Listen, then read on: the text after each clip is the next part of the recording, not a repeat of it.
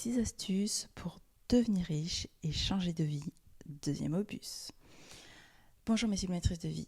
Pour celles qui ne me connaissent pas, je suis Patricia, coach de leadership au féminin, et j'accompagne les femmes entrepreneurs, managers ou dirigeantes à atteindre leurs objectifs en toute fluidité.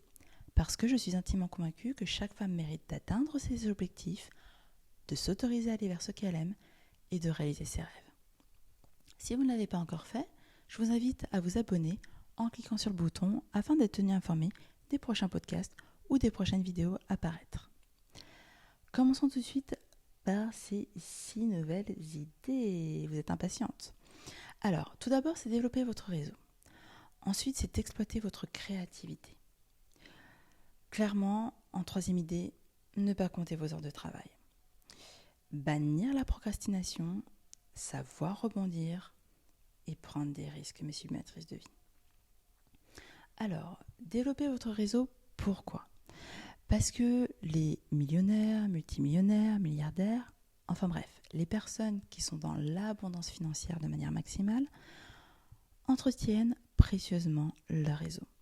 Donc faites de nouvelles rencontres dans des événements, donnez votre carte de visite, partagez votre expertise, appelez régulièrement vos connaissances pour les féliciter pour leurs nouveaux projets, prendre de leurs nouvelles ou encore les encourager.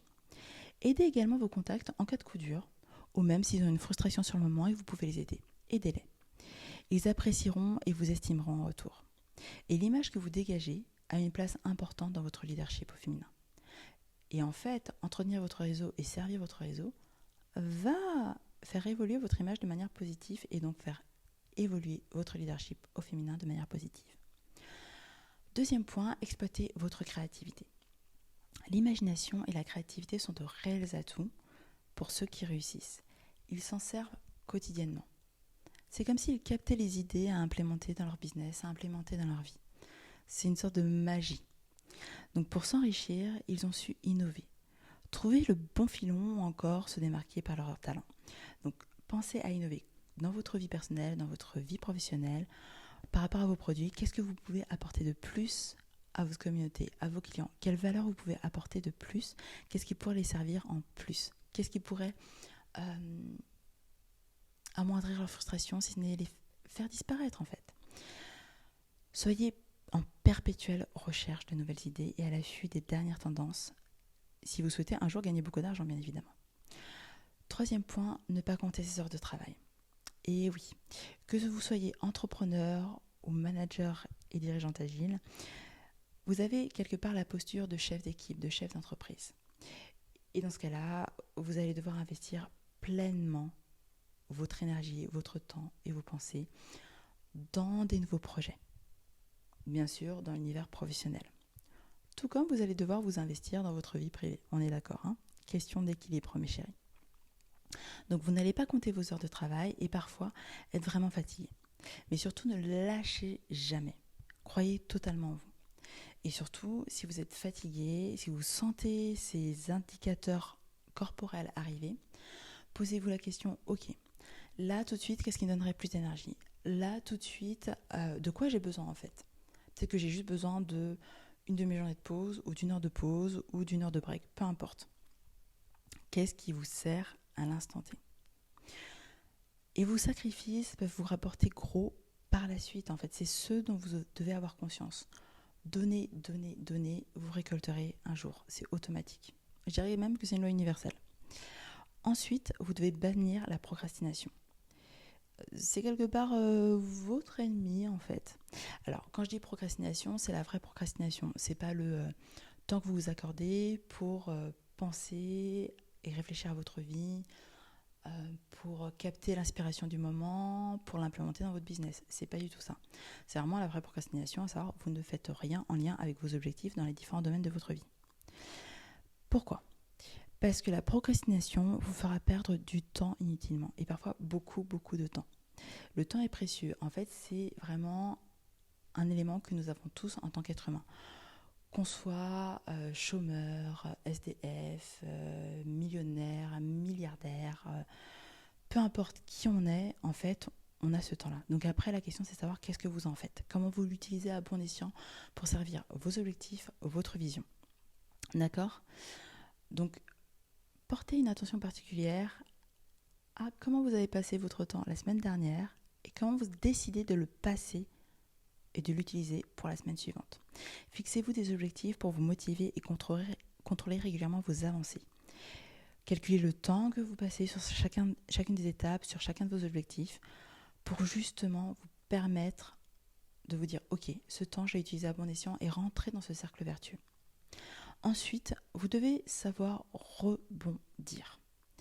Alors oui, mesdames, en 5e astuce, vous devez savoir rebondir. Alors, pas telle une grenouille, on est d'accord.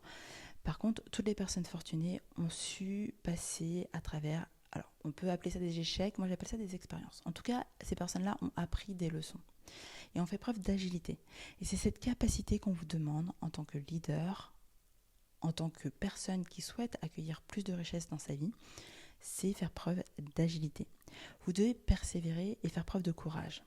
Quand je vous dis courage, c'est cet élan du cœur en fait. Faire parler votre cœur avant tout. Parce que parfois vous allez être challengé par l'extérieur. Par contre, votre cœur vous dira « Oui, mais c'est vraiment ce que je veux faire en fait. » Donc, être guidé par votre cœur, faites preuve de courage et continuez. Relevez-vous et servez-vous de cette expérience pour apprendre de vos erreurs, qui sont en fait des expériences, on est d'accord, et ne plus refaire les mêmes, pour vous adapter plus à votre environnement et à vos objectifs. Dernière idée et astuce, c'est prendre des risques. Alors, ça va aussi avec l'opposé de la procrastination, c'est lancez-vous. À un moment donné, parfois quand on réfléchit trop, et ça a été mon biais pendant très longtemps, c'est qu'on parfois on passe à l'action et en même temps on ne passe pas à l'action comme on devrait passer à l'action. Donc à un moment donné, lorsque votre mental est trop présent, dites-lui au revoir et lancez-vous. Saisissez chacune des opportunités qui vous est offerte si elle sert vos objectifs. C'est très important. En hésitant trop, en ayant peur d'oser, vous pouvez laisser passer la chance de votre vie. Donc avant d'espérer changer sa vie et devenir riche un jour, il est nécessaire de modifier sa façon de vivre en changeant ses habitudes, en adoptant un nouvel état d'esprit.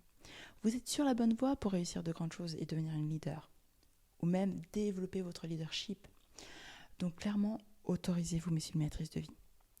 Aujourd'hui, on aura vu 6 astuces, à savoir développer votre réseau, exploiter votre créativité, focuser sur vos heures de travail, ne les comptez pas.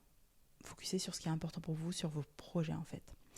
Bannissez la procrastination, à savoir passer à l'action.